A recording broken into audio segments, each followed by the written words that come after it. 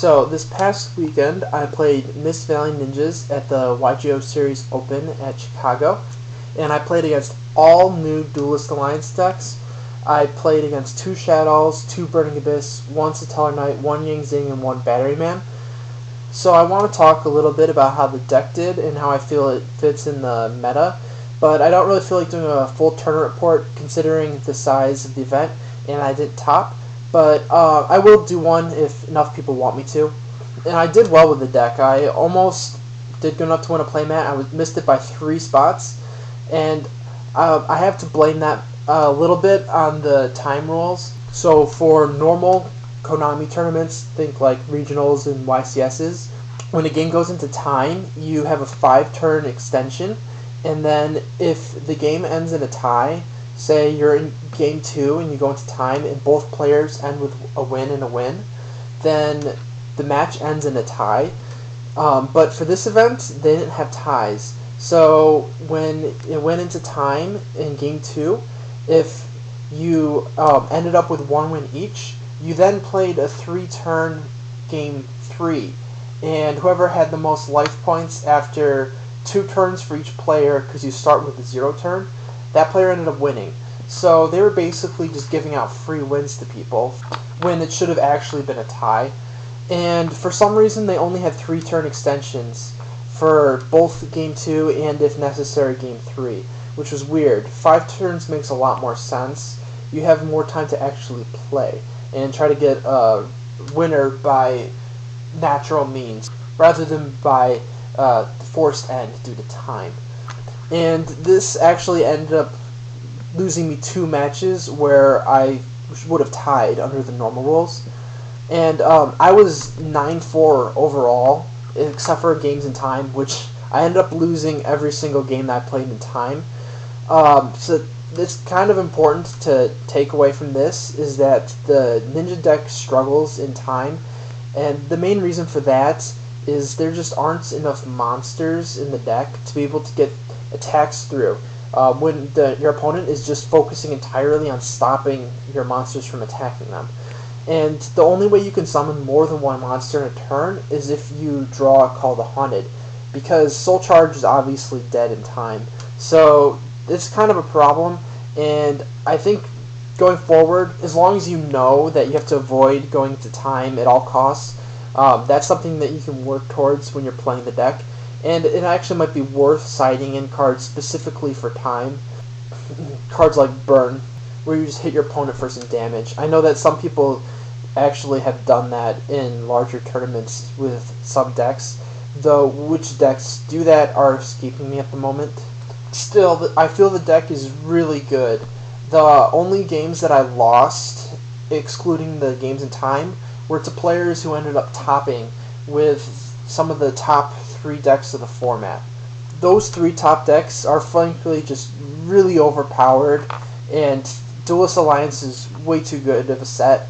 But the Mist Valley Ninja deck actually has very little trouble keeping up with them, and it's honestly one of the best decks of the format, especially with the improvements I made when you compare my build to the standard build.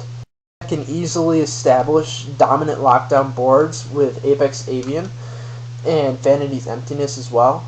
It also has an almost auto-win combo when you go first and you draw Hanzo, a Call the Haunted, and a Ninjutsu Art Transformation, letting you go +1 while summoning an Apex Avian and a Mist Valley Falcon before your opponent has a chance to do anything if you go first.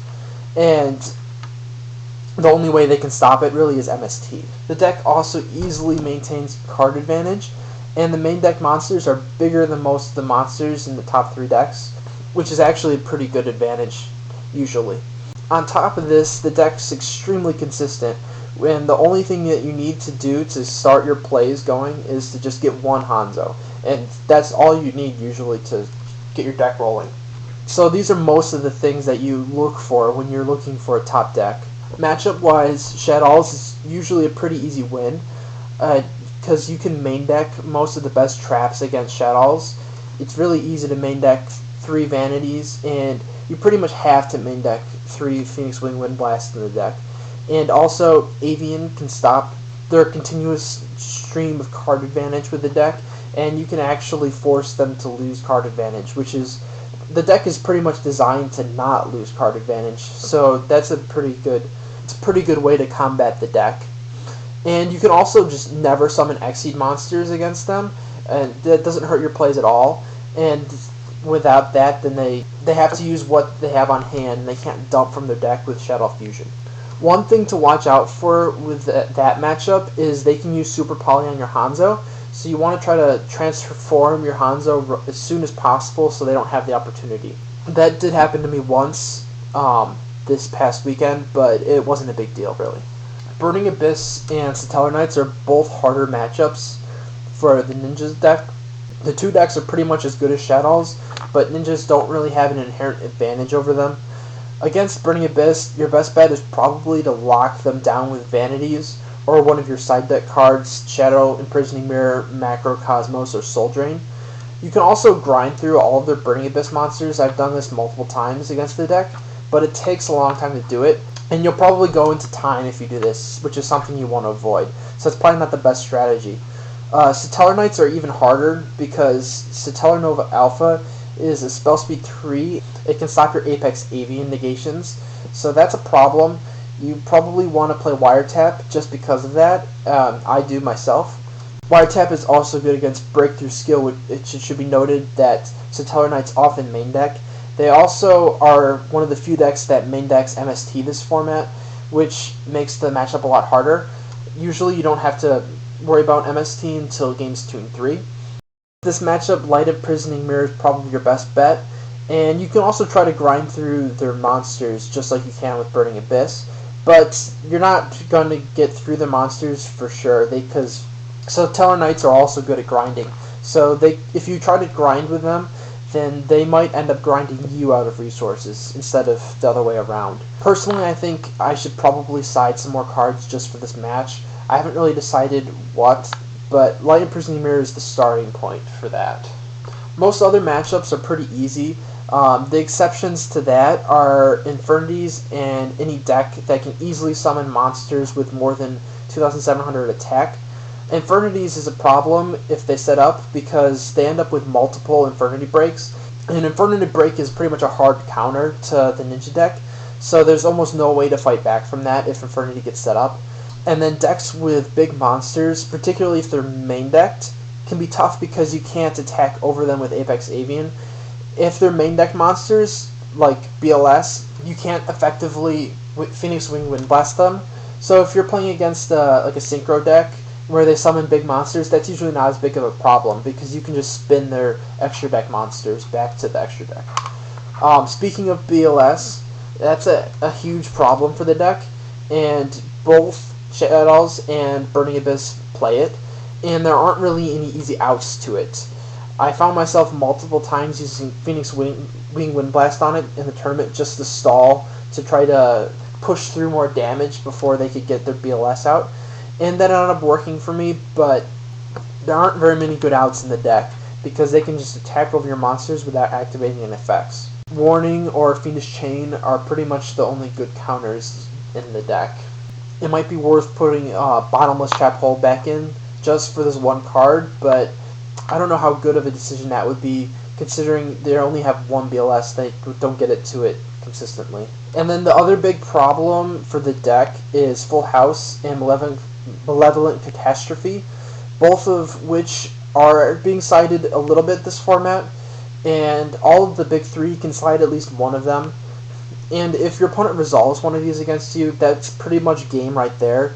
To counter this, you can use Wiretap or Apex Avian, so just be careful of those cards because if you get hit by one of those, then that's pretty much a loss right there. So there are a few things I think I need to adjust my build for, but overall I think my deck is really good compared to the current meta, even with how overpowered it is. Going back to the tournament, there's just one other thing I wanted to talk about. The judging was really bad, with the exception of the head judge. The head judge got everything right that I saw, but the floor judges botched really easy rulings, and I had to appeal them to the head judge. So the first time my opponent tried to summon a Burning Abyss monster from his hand, I knew he had Caius, so what he was trying to do was burn me for game. I had less than 1,000 life points left, so I chained Vanities to the effect to special summon. My opponent argued that it was an inherent summon, so I couldn't chain Vanities. And for some reason, the judge agreed with him, and all of the spectators around the match also agreed with him, which was weird. So the text on the Burning Abyss monsters reads, if you control no spell/trap cards, that's important, you can special summon this card from your hand. If it was an inherent summon doing the same thing, it would read, if you control no spell/trap cards, you can special summon this card, parentheses, from your hand. So, if it's an effect that activates, it has a colon in it, or a semicolon. That means the effect activates. If it's an inherent summon, it doesn't have either of those, and it'll have parentheses indicating where it summons from. So it's really obvious from the problem-solving card text that the effect activates. The other ruling was even more basic.